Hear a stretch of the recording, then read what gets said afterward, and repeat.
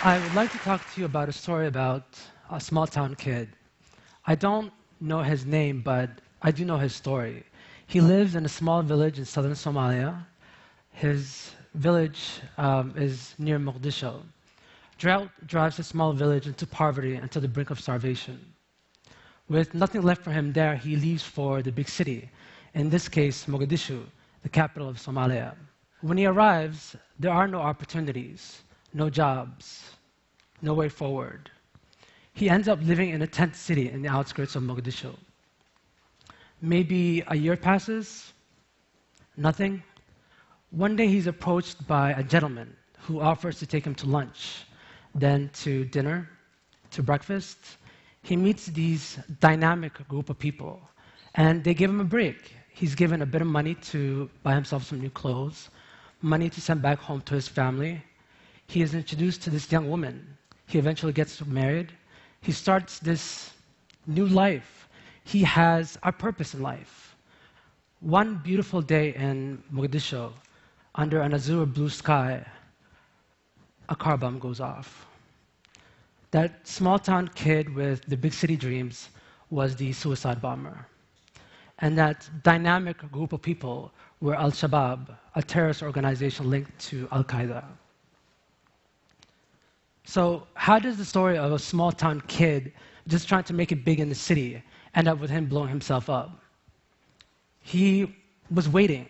He was waiting for an opportunity, waiting to begin his future, waiting for a way forward. And this was the first thing that came along. This was the first thing that pulled him out of what we call waithood. And the story repeats itself in urban centers around the world. It is the story of the disenfranchised, unemployed urban youth who sparks riots in Johannesburg, sparks riots in London, who reaches out for something other than waithood. For young people, the promise of the city, the big city dream is that of opportunity, of jobs, of wealth. But young people are not sharing in the prosperity of their cities. Often it's youth who suffer from the highest unemployment rates. By 2030, 3 out of 5 people living in cities will be under the age of 18. If we do not include young people in the growth of our cities, if we do not provide them opportunities, the story of waithood, the gateway to terrorism, to violence, to gangs, will be the story of City 2.0. In my city of birth, Mogadishu, 70% of young people suffer from unemployment. 70% don't work, don't go to school. They pretty much do nothing.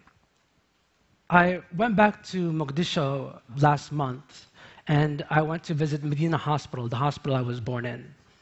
I remember standing in front of that bullet-ridden hospital thinking, what if I had never left? What if I had been forced into that same state of waithood? Would I have become a terrorist? I'm not really sure about the answer. My reason for being in Mogadishu that month was actually to host a youth leadership and entrepreneurship summit. I brought together about 90 young Somali leaders. We sat down and brainstormed on solutions to the biggest challenges facing their city. One of the young men in the room was Aden. He went to university in Mogadishu, graduated. There were no jobs, no opportunities. I remember him telling me, because he was a college graduate, unemployed, frustrated, that he was the perfect target for Al-Shabaab and other terrorist organizations to be recruited. They sought people like him out. But his story takes a different route. In Mogadishu, the biggest barrier to getting from point A to point B are the roads. 23 years of civil war have completely destroyed the road system.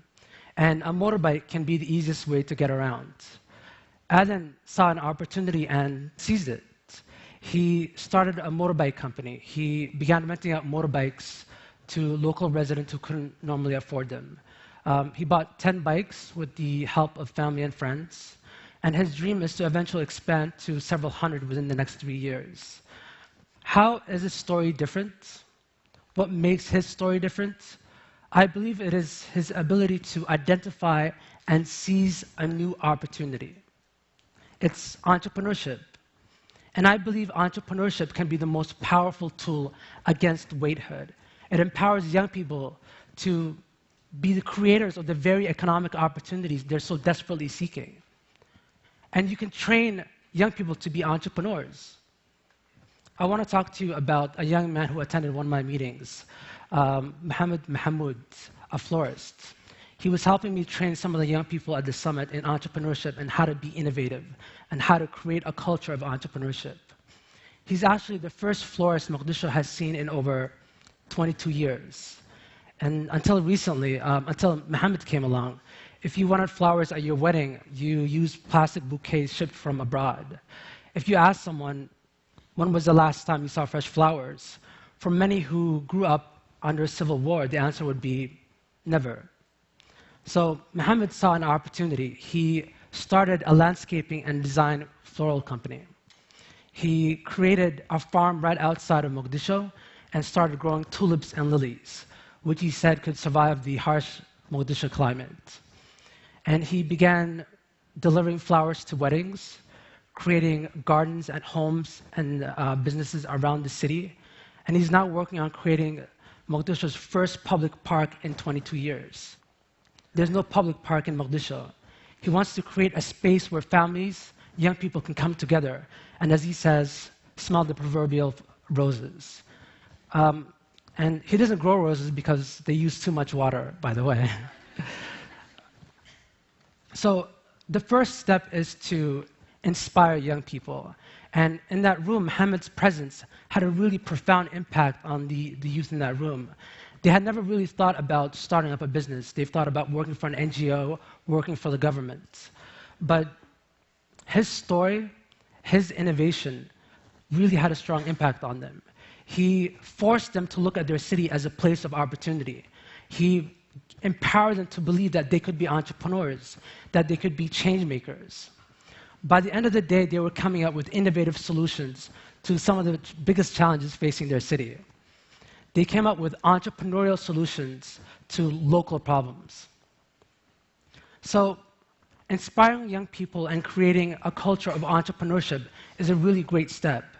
But young people need capital to make their ideas a reality. They need expertise and mentorship to guide them in developing and launching their businesses. Connect young people with the resources they need, provide them the support they need to go from ideation to creation, and you will create catalysts for urban growth. For me, entrepreneurship is just more than just starting up a business. It's about creating a social impact. Mohammed is not simply selling flowers. I believe he's selling hope. His Peace Park, and that's what he calls it, when it's created, will actually transform the way people see their city. Alan hired street kids to help rent out and maintain those bikes for him. He gave them the opportunity to escape the paralysis of waithood. These young entrepreneurs are having a tremendous impact in their cities. So, my suggestion is turn youth into entrepreneurs. Incubate and nurture their inherent innovation. And you will have more stories of flowers and peace parks than of car bombs and waithood. Thank you.